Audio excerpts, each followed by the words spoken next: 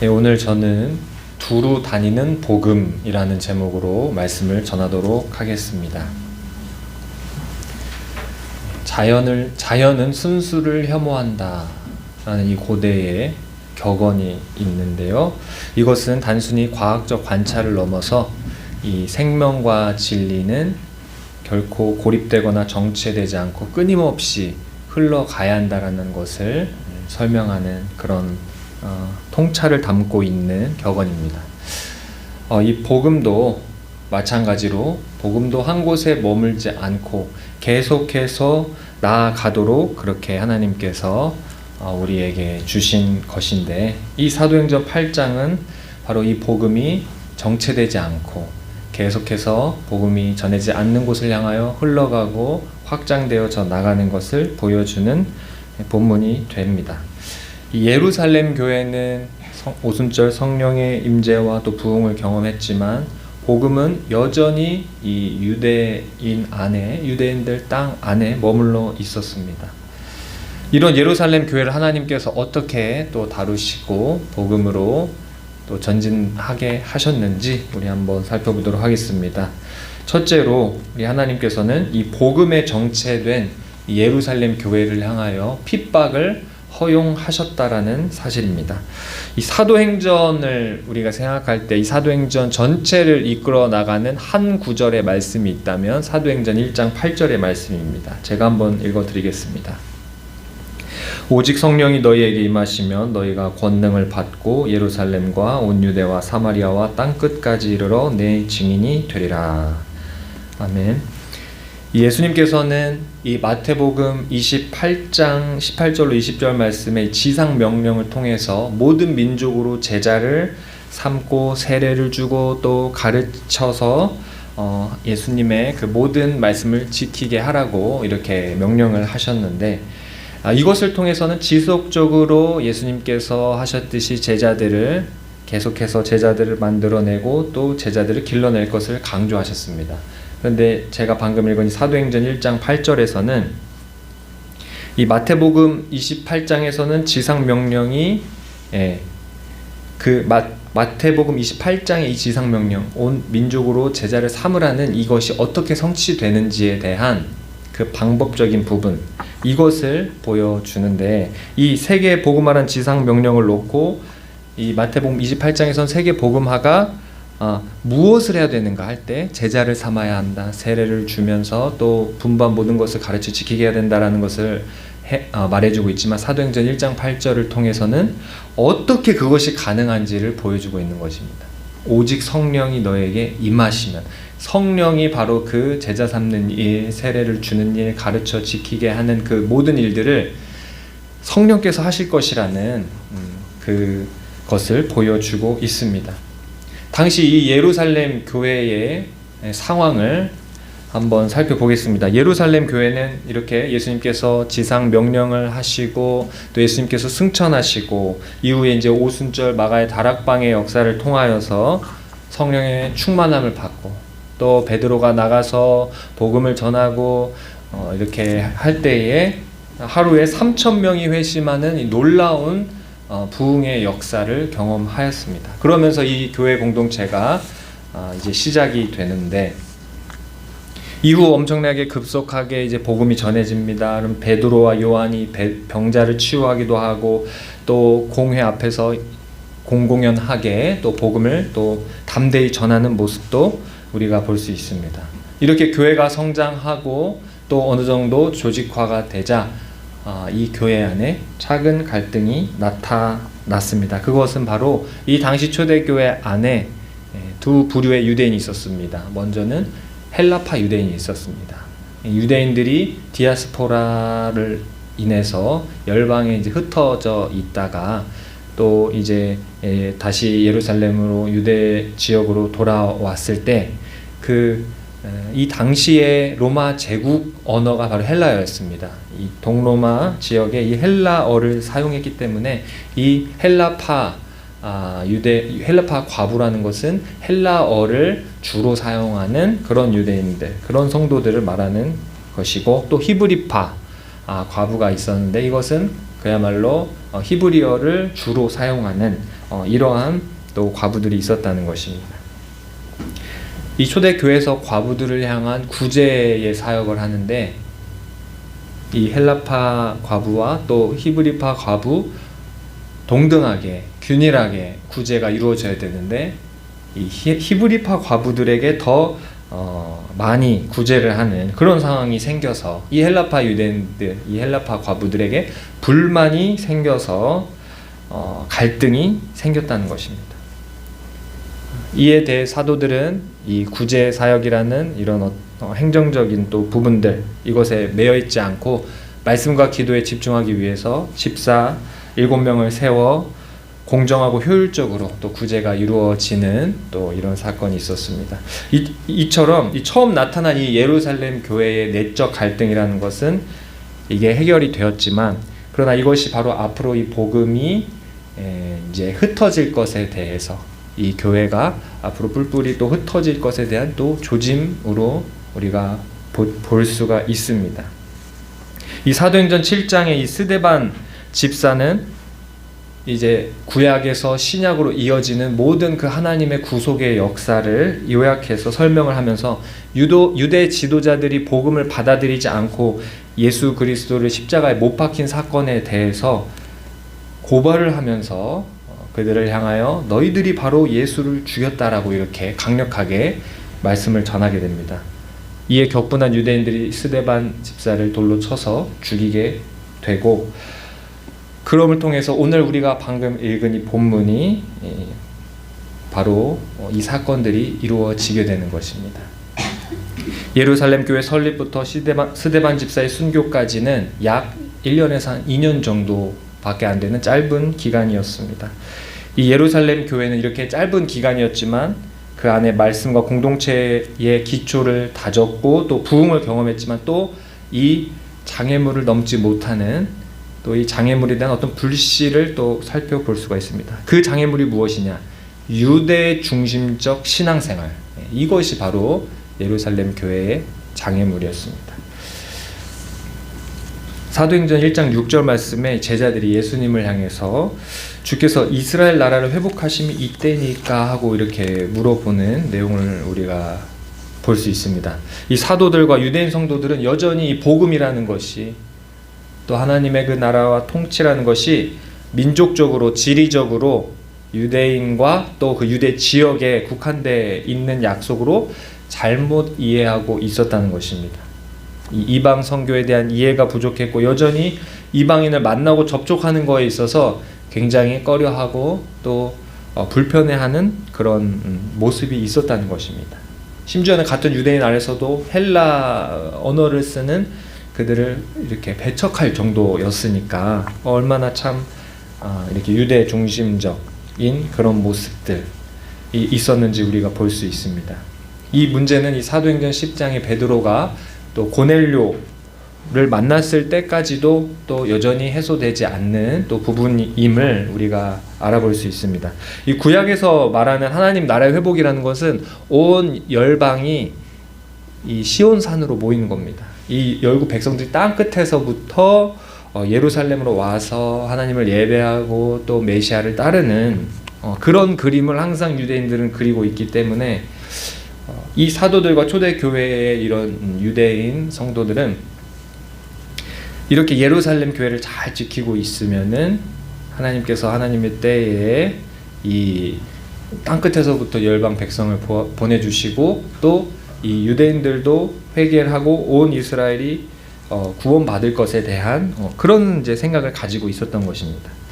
그러나 이제 하나님께서는 이제 성령을 통해서 지리나 또 특정 민족 중심의 그런 하나님 나라가 아니라 복음 중심의 하나님 나라를 가르쳐 주시고자 하셨던 것입니다. 이 복음이라는 것이 팔레스타인 그 유대 지역이란 한 곳에 유대인들이 주도로 하는 그런 종교가 아니라 열방 민족들이, 열방 백성들이 믿고 따를 수 있는 보편적인 세계 종교로 하나님께서는 이것을 확장시키고 발전하시는 것을 그 하나님의 섭리와 뜻을 알려주고자 하셨던 것입니다. 그러니까 복음이라는 것은 정체되지 않고 머물지 않고 민족과 지리의 경계를 넘고 땅끝으로 퍼져나가는 그 하나님의 섭리, 따라서 이 하나님께서는 깨닫지 못하는 이 예루살렘 교회를 향하여 또 박해라는 이런 방법으로 이것을 허용하심으로써 일깨워 주셨던 것입니다. 이것은 예루살렘 교회가 사도행전 1장 8절에 땅끝까지 이르러 증인이 되라는 사명을 이해하지 못하고 있으니까 8장 1절에 예루살렘 교회의 이제 박해, 스데반 집사의 순교와 박해를 통해서 예루살렘 교회를 깨워 주신 것입니다. 이게 우연치 않게 1장 8절을 하지 않고 있으니까 8장 1절이 일어나는, 이런 참 우연치 않은 이런 또 연관성을 보게 됩니다. 복음을 전하지 않으면 화가 있을 것이다 라는 것이죠. 정리해보자면 이 예루살렘 교회는 성령의 역사 속에서 설립되고 또 놀라운 부흥을 경험했지만 복음을 유대 지역과 유대 민족에 머무르게 한 채 세계 복음화의 사명을 감당하지 못하고 있으니까, 인식하지 못하고 있으니까 하나님은 스데반의 순교와 또 예루살렘 교회 박해를 통해 이 정체된 교회를 또 깨우시고 흔드셔서 마침내 이 복음이 예루살렘을 넘어서 사마리아와 땅끝까지 전해지게 되었던 것입니다. 둘째로 이 복음이 두루 전파되는 데 있어서 하나님이 누구를 사용하셨느냐? 하나님은 평범한 자들을 통하여 복음이 두루 전파되게 하셨습니다. 사도행전 8장 1절에 다 유대와 사마리아 모든 땅으로 이제 흩어지니라 이렇게 말하고 있습니다. 이 구약의 이스라엘과 유다의 경우에는 이 흩어진다라는 것은 하나님의 심판의 의미로서 이제 흩어짐이 임하였습니다. 하나님께 불성실하고 또 우상 숭배하고 하나님의 징계로서 이제 흩어짐의 심판을, 그 저주를 만나게 되었는데, 여기서 이 스데반의 순교는 바로 예루살렘 성도들이 이 스데반의 순교 사건을 통해서 예루살렘 성도들이 열방 가운데 흩어짐으로써 오히려 하나님의 복음이 더 널리 퍼지게 되는 이런 결과를 나타나게 되었습니다. 그동안 이제 이 사도들이, 예수님의 그 제자들이 주도하는 이 복음의 역사였다면, 이제는 아무 이름 없는, 예루살렘에 이름 없는 무명의 그 성도들을 통하여 복음의 역사가 또 전진하는 것을 우리가 볼 수 있습니다. 4절 말씀에 그 흩어진 사람들이 두루 다니며 복음의 말씀을 전할세 이렇게 말하고 있습니다. 흩어진 사람들, 어떤 특정한 이름을 거론하는 것이 아니라 흩어진 사람들, 아무 이름 없고 또 남녀노소 이런 부분도 전혀 언급되지 않은 그저 흩어진 사람들, 무명의 성도들, 이와 같이 내세울 것 없고 특별한 이런 성도들이 흩어져서 복음을 전하고 또 가는 곳마다 예배의 처소를 세우고 그렇게 해 나갈 때 그 평범한 사람들 중에서 하나님께서 놀라운 은혜를 베푸시고 쓰신 인물이 나옵니다. 그 인물이 바로 스데반 집사 다음에 나오는 빌립 집사가 등장하게 되는 것입니다. 이 빌립 집사는 12사도의 반열에 있는 인물이 아니고 이 초대교회의 7 집사 중 한 사람으로서 그 과부들을 구제하는 일에 그렇게 섬겼던 평신도 직분자였습니다. 그러나 이 성령의 충만함을 받고 이 복음을 전하기 시작하니까 사도도 아니었지만 그러나 이 복음을 전할 때 놀라운 이런 일들이 일어났습니다. 이 하나님의 예수님의 그 사도들은 예수님과 함께 복음을 전하며 기적과 이적을 경험하기도 하고 또 예수님의 그 모든 가르침을 직접 받았기 때문에 또 얼마나 그것에 대한 자부심도 많았을 텐데, 이 빌립 집사는 사도들이 전해준 복음과 또 그 말씀들을 통해서 또 교육받고 또 교회에 봉사하는 이제 직원이 되었는데, 이 빌립 집사는 이 사도들보다 어떤 면에서는 더 크게 쓰임 받은 것을 우리가 볼 수 있습니다. 그러니까 하나님의 가장 큰 관심은 무엇이냐? 너가 사도냐 사도가 아니냐 이것이 아니라 하나님의 가장 큰 관심, 바로 사도행전 1장 8절이 성취되는 것이 하나님께서 가장 기뻐하시는 것입니다. 예루살렘에 복음이 전해졌다면 그 다음에 이제 사마리아로 나가야 되고 또 이제 땅끝으로 가야 되는데, 이 사마리아를 향하여 12사도들 중 아무도 사마리아를 갔다라는 기록이 나와 있지 않습니다.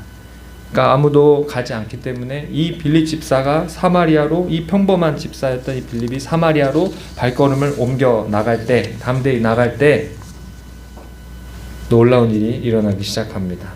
사도행전 8장 우리 5절 말씀에 빌립이 사마리아 성에 내려가 그리스도를 백성에게 전파하니 이렇게 말하고 있습니다. 이 유대 지역과 또 유대 민족 안에 갇혀져 있던 복음을 이제 들고 이 이방인에게로, 열방으로 가지고 실어 나르기 시작한 것이 바로 이 빌립 집사. 이 시점이 바로 이 기독교가 유대 민족의 종교, 유대 지역의 종교에서 이제 세계 종교, 열방의 종교, 보편 종교로 발전하는 위대한 순간이 되는 것입니다. 우리가 이런 모습을 볼 때 사실은 기독교가 그거 뭐 유대인의 종교 아니냐, 서양의 종교 아니냐라고 이렇게 말을 할 수가 없는 것입니다. 하나님께서는 분명히 이 복음이라는 것은, 이 기독교라는 것은 어떤 특정의 민족의 것이 아니고 어떤 특정의 지역에 하나님께서 임재하시는 것이 아니라 그 복음이 전해지는 곳이면 어디나 예수님을 주님으로 그리스도로 고백하는 곳에는 어디나 하나님이 임재하시고 함께 하시고 그곳 사람들을 하나님의 백성 삼으신다라는 것을 이렇게 뚜렷하게 보여주고 있습니다. 그러니까 하나님께서 가장 기뻐하시는 것이 이렇게 복음이 두루 전해질 때, 이것을 하나님께서 가장 기뻐하시는 것입니다. 이 하나님의 그 기뻐하심이 나타나기 시작하는데 어떻게 나타나느냐? 빌립 집사가 이 복음을 전하는 곳마다 귀신이 떠나가고 병든 자가 낫기 시작하고 또 이러한 동일한 기적들이 예수님께서 행하셨고 제자들이 행했던 그 기적이 이 빌립 집사를 통해서 또 동일하게 일어나는 것을 볼 수 있습니다. 그런데 귀신이 떠나갔다라는 게 무슨 의미일까요? 이것이 누가복음 11장 20절에 예수님께서 이렇게 말씀하셨습니다. 하나님의 손을 힘입어 귀신을 쫓아낸다면 하나님의 나라가 이미 너희에게 임하였느니라. 복음을 전할 때 귀신이 떠나가고 어두운 영이 떠나간다는 것은 하나님의 나라가 임했다는 것입니다. 그곳에 하나님의 나라가 임하면 그곳에 더 이상 악하고 이 더러운 귀신이 있을 수가 없기 때문입니다. 성령께서 역사하셨기 때문에 그곳에 하나님 나라가 임하였기 때문에 눌린 자가 자유케 되고 저는 자가 온전케 되는 역사가 있었다는 것입니다. 이처럼 우리가 복음에 어떻게 보면 불모지의 복음을 전하게 될 때 하나님의 그 기뻐하심을 나타내는데 그것이 기적과 이적과 표적으로 나타나는 것입니다. 이 빌립 집사는 또 특별한 또 기적을 경험한 것을 우리가 또 사도행전을 통해 볼 수 있는데요. 이 빌립 집사는 순간이동을 한 그런 내용이 나옵니다. 사도행전 8장 39절로 40절 말씀에 제가 읽어드리겠습니다. 둘이 물에서 올라올새 주의 영이 빌립을 이끌어 간지라. 내시는 기쁘게 길을 가므로 그를 다시 보지 못하니라. 그러니까 이 빌립 집사가 세례를 이 에디오피아 내시에게 복음을 전하고 또 세례 주기를 청하자 이제 세례를 베풀고 올라왔는데 이미 빌립 집사가 성령에 이끌려서 사라지고 이제 안 보였다는 것입니다. 그러니까 이제 순간 이동을 이렇게 경험을 한 것이죠. 초자연적인 이런 기적들. 아니 그런 게 어떻게 있을 수 있느냐? 성령이 함께 하시면 가능하고 또 이것이 무엇을 말하는 것입니까? 순간 이동을 할 정도로 하나님은 그 복음이 두루 전파되는 것에 하나님의 마음은 급하다라는 것을 또 나타내고 있는 것입니다. 이렇게 빌립 집사가 그 사도행전에 예루살렘을 넘어서 사마리아로 또 복음이 전진되도록 하였는데 그 다음에 이 에디오피아 내시, 이 에디오피아라는 이 나라는 이 로마 제국을 중심으로 하는 그 세계관에 있어서는 에디오피아는 남쪽의 땅 끝으로 여겨지는 나라입니다. 남쪽에 그러니까 땅 끝에 있는 나라, 땅 끝에 있는 국가로 알려진 그 나라가 바로 구스라고 하는데 우리가 오늘날은 에디오피아로 또 알고 있습니다. 이 주후 330년경에 가장 먼저 그 국교를 기독교로 정한 것이 아르메니아라는 국가인데 그 아르메니아에 이어서 기독교를 국교로 정한 나라가 바로 에디오피아입니다. 지금도 이 에디오피아는 복음화율이 60%가 넘는 그런 기독교 국가입니다. 이처럼 이 평범한 집사였던 이 빌립이 복음을 들고 또 열방으로 나가자 발걸음을 옮기자마자 사마리아가 복음화되고 또 땅 끝으로 여겨지는 이 에티오피아가 또 복음화 되는데 크게 이렇게 또 쓰임 받는 복음화의 또 씨앗이 되었던 것을 우리 볼 수 있습니다. 또 이 빌립 집사가 아소도에 나타나 여러 성을 지나다니며 복음을 전하고 가이사랴에 이르니라 라고 또 나와 있는데, 이 가이사랴가 로마 제국의 아주 거점이 되는 또 전략 도시였습니다.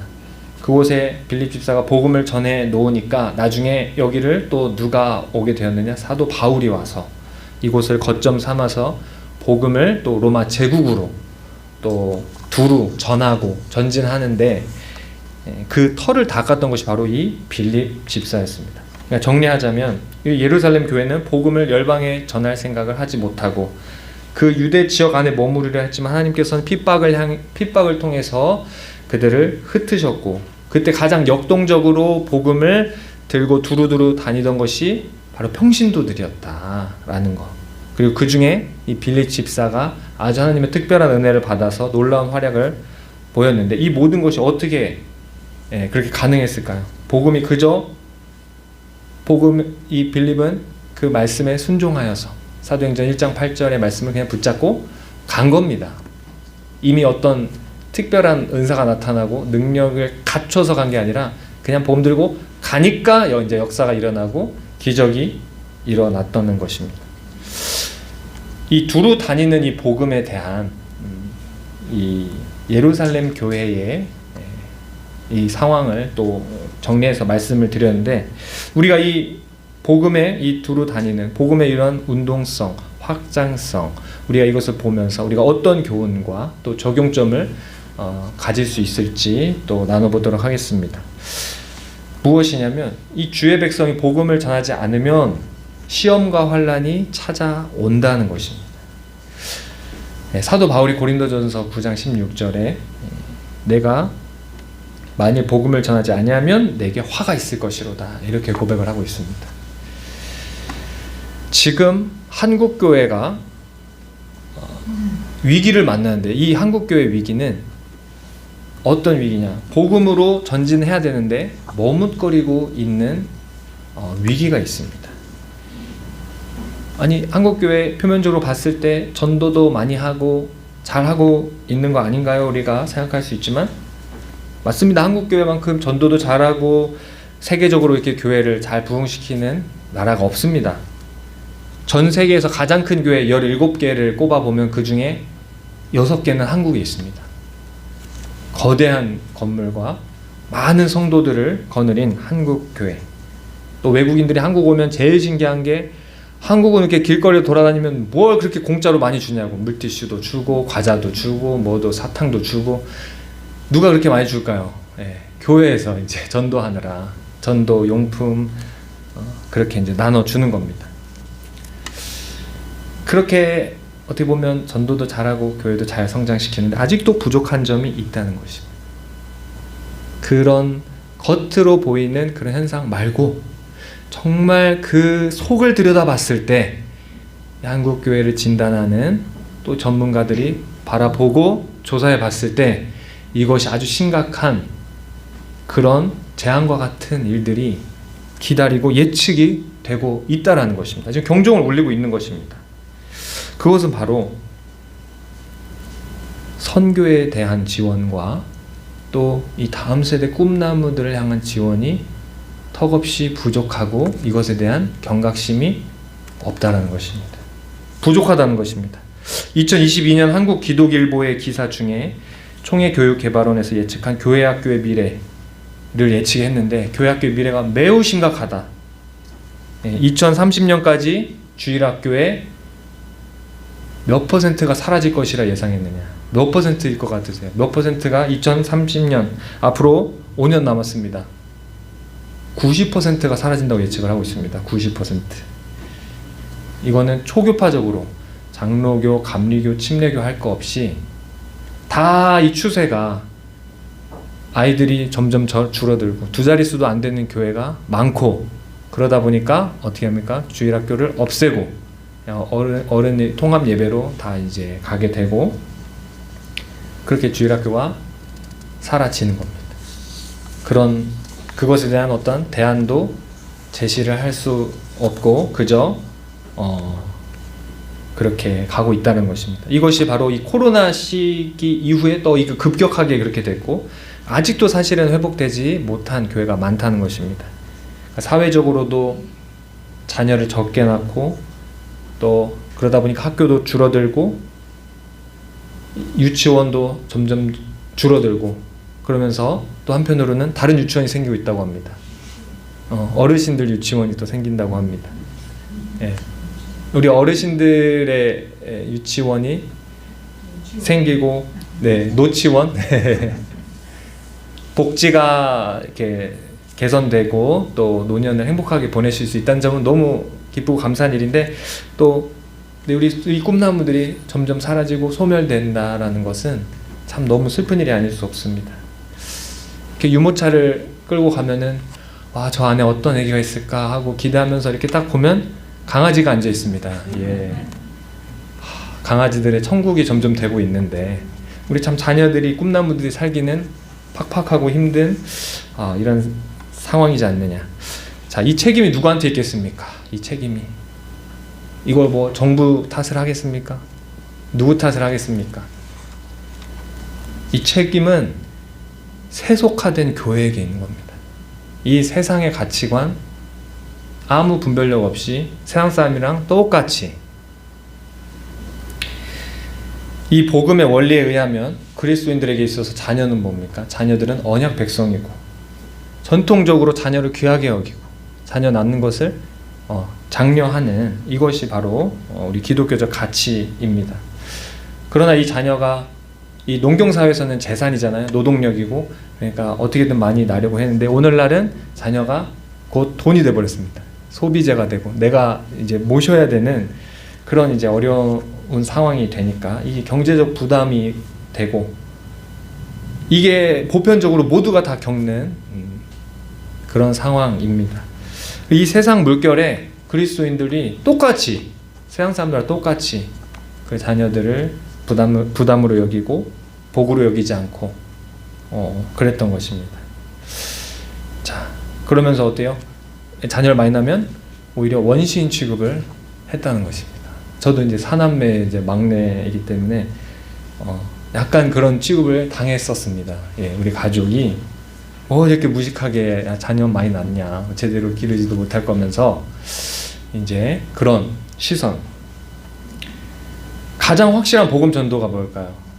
우리가 물론 복음을 믿지 않는 자들에게 전할 수 있지만 또 우리가 자녀를 낳고 그 하나님의 자녀를 하나님의 거룩한 언약 백성으로 기르는 거, 그것이 어떻게 보면 하나님께서 우리에게 주신 가장 기본적인 복음이 전해지는 그 방법이고 원리가 되는 것입니다. 이처럼 2030년까지 전국의 중소형교회 90% 이제 주일학교가 사라질 것이라는 예측이 있고 또 이런 상황 속에서도 사실 우리 교회는 너무나도 감사한 사실이 10명 이상은 항상 이렇게 또 같이 예배를 드리고 또 친구가 또 친구를 전도하고 또 어떤 친구는 우리 교회가 내 스타일이야 이렇게 하는 또 친구도 있습니다. 자기 너무 또 기쁨과 감사함으로 또 다니는 또 아이들의 고백이 있었는데요. 자, 이렇게 이제 성도님들이 관심과 또 사랑을 또 부어 주셔서 이렇게 복음이 이 세대와 세대 간에 전파되는 것이 막히지 않고 또 이렇게 흘러가는 것을 볼 수 있습니다. 오늘날 이 두루 전하는 이 복음이 이 세대 간에 지금 전해져야 되는 것입니다. 이게. 지금 세대 간에 너무나도 단절이 되어 있고 소통이 안 되고 우리가 무엇으로 하나가 되고 무엇으로 우리가 전승을 해주겠습니까? 우리가 어떠한 가치로 하나가 되야겠습니까? 우리 복음이라는 가치 안에서 우리가 전해주고 계승해주고 우리가 아이들에게 줘야 될 것은 복음을 줘야 되고 복음에 합당한 삶을 가르쳐야 되는 것입니다. 이게 또 연쇄적으로 또 일어나는 문제들이 무엇이냐? 이 주일학교가 소멸되면 그 다음에 무엇이 소멸이 될까요? 청년부가 또 소멸이 됩니다. 청년부가 소멸이 되면 또 어떤 문제가 생길까요? 청년부 안에서 헌신하고 청년부 안에서 은혜 받아서 내가 사명자가 되겠다고 주의 종이 되겠다고 신학교를 가거나 선교사로 헌신한 그 숫자가 또 줄어드는 것입니다. 2024년 한국 선교 보고에 의하면 선교사들이 고령화되고 있다. 그 40에서 60 되는 그 선교사들이 많고 2030의 선교사가 없다는 것입니다. 1%대로 굉장히 적게 나타나고 있습니다. 그러니까 주일학교로부터 청년부를 거쳐서 그 가운데서 신앙생활하면서 은혜 받고 사명 받은 청년들이 헌신하는 그게 줄었습니다. 심지어 어느 정도냐? 신학교가 유지가 안 됩니다. 신학교에 정원이 있는데 이 신학교를 들어오는 청년들이 없어서 교회도 안 다니는 학생들이 신학과로 들어와 버립니다. 일단 행정적으로 숫자는 채워야 되니까. 그래서 이제 신학과 수업을 듣고 이제 쉬는 시간에 나가서 이제 담배 피고, 신앙이 없고 교회도 안 다니는 친구를 신학과 학생으로 받아놓고 하다 보니까 참 그런 안타까운 이런 상황들. 누구 잘못입니까? 세속화된 교회 잘못입니다. 가르치지 않은 교회의 잘못입니다. 이것을 뭐 세상이랑 똑같이 그냥 갔던 그런 우리의 모습들. 또 이 선교사들 뿐만이 아닙니다. 이 선교사뿐만 아니라 이렇게 뭐 신학교에도 이런 문제들이 나타나고 있는데 2040년에는 우리 한국에 있는 교회 중에 담임 목사를 청빙하지 못하는 교회가 절반이 이르게 될 것이다. 이렇게 예측하고 있습니다. 2040년 얼마 남지 않았습니다. 그러니까 많은 목사님들이 은퇴해야 할 그 시기, 그때에는 담임 목사를 청빙하지 못하는 교회가 왜 많을까요? 그만큼 우리나라 대부분의 교회는 사실 자립을 못한 교회가 많을 수 있고 어떻게 보면 모든 사람들이 가고 싶어하는 그런 사역지가 아닐 수 있다는 거죠. 이렇게 이제 담임 목사님도 부재중이 되어 버릴 이런 위기를 만났습니다. 이렇게 연쇄적으로 위기가 이어지는 것을 우리가 볼 수 있는데, 그럼 우리가 어떻게 해야 되겠습니까? 우리가 어떻게 이 복음이 우리 세대 안에서 이렇게 머물고 그냥 이 세대가 주님 품으로 가면 이 다음 세대는 이렇게 어려운 현실과 어려운 상황과 담임 목사님도 없이 신앙생활을 해야 될 수도 있는 이런 상황들, 이것을 방치하는 것이 아니라 우리가 이 다음 세대를 향하여서 믿음의 눈으로 이 아이들이 바로 한국교회의 미래다. 이 아이들을 향한 관심과 지원을 아끼지 말아야 되는 것입니다. 어떻게 하면 이 다음 세대를 향하여 이 복음이 두루 전해질 수 있을까? 우리 부모님들의 신앙이 전해질 수 있을까? 이 복음에 합당한 그 삶의 자세, 가치관으로 채울 수 있을까를, 그렇게 길러낼 수 있을까를 고민해야 되는 것입니다. 우리가 전도 복음이 두루 전해지는 것에 대해서 잘 모르겠다 하시면 우리 다음 세대 아이들을 잘 또 대해주고 또 후원도 해주시고 관심 가져주시고 기도라도 해주시고, 그러면 우리 아이들이 이제 두루 복음을 전할 겁니다. 이 가운데서 사명자들이 나오고 주의 종이 나오고 선교사가 나오고, 지금 우리 다음 세대 아이들 몇 명 안 나와 있는데 이 안에서 뭐 목사님도 한 명 나오고 선교사도 한 명 나오고, 최소한 또 가정을 이루되 주님의 그 뜻 안에서 복음에 합당한 삶의 그런 가정, 그런 가정을 이루고 할 때에 이 복음이 두루 전해지는 것이 세대 간에 또 끊어지지 않고 계속 이어질 수 있다는 것입니다. 결론입니다. 우리는 이 교회적으로 이렇게 다음 세대로 복음이 두루 전해지고 계승될 수 있도록 우리가 힘을 더해야 되지 줄이면 안 됩니다. 우리 어떤 규모를 더 확장시키고 꿈을 꾸고 비전을 자꾸 바라봐야지 자꾸 축소시키고 없애고 줄이면 안 되는 것입니다. 또 뿐만 아니라 우리 또 개인적으로도 또 나만 신앙생활하고 이 복음을 내 안에만 이렇게 나만 제가 어렸을 때 그 간증을 막 하고 다니시던 굉장히 은혜 받은 어떤 여자 권사님인데, 그 간증 집회 제목이 그거였어요. 항상 천국 나만 혼자 갈 수 없잖아요, 이거였습니다. 네, 그게 참 지금도 기억에 남습니다. 그렇지, 천국 나만 혼자 갈 수 없지. 복음, 이 좋은 복음 나만 이렇게 가지고 있을 수 없지. 자꾸 이 복음이 두루 전해지도록 사마리아로도 가고 또 땅끝을 또 향하여 우리 주변에, 어디가 땅끝이고 어디가 사마리아겠습니까? 우리 주변에 믿지 않는 자들, 믿지 않는 가족, 믿지 않는 지인, 교회를 안 와본 사람들, 이제 또 우리가 교회로 오게끔 또 초청하기도 하고 또 이렇게 두루두루 복음이 전해지는데 마치 빌립 집사와 같이 또 이름 없는 그 수많은 성도들이 흩어져서 복음을 전할 때 또 하나님의 그 사도행전 1장 8절의 역사가 또 이루어졌듯이 우리 성옥교 성도님들 한 분 한 분을 통하여서 이 사도행전 1장 8절에 사마리아와 땅끝까지 복음이 전해지고 하나님의 그 기뻐하심이 기적과 이적으로 우울증에 걸린 사람이 치유되고 또 병든 사람에게 가서 눈물로 기도해 줄 때 병든 것도 낫고 또 이 천국에 소망이 없던 자들에게 천국이 소망을 갖게 되는 그런 놀라운 역사가 있기를 소망합니다. 기도하겠습니다. 하나님 아버지 감사합니다. 복음을 전하지 않으면 화가 있을 것을 보는 한편 복음 들고 두루 다닐 때 하나님의 함께 하심이 나타남을 보았습니다. 위기를 만난 한국교회 우리 교회의 미래를 무관심하게 보지 않게 해주시고 복음이 두루 전해지기 위하여 특별히 우리 다음 세대를 세워나가는 모두가 되게 하여 주시옵소서. 예수님의 이름으로 기도합니다. 아멘.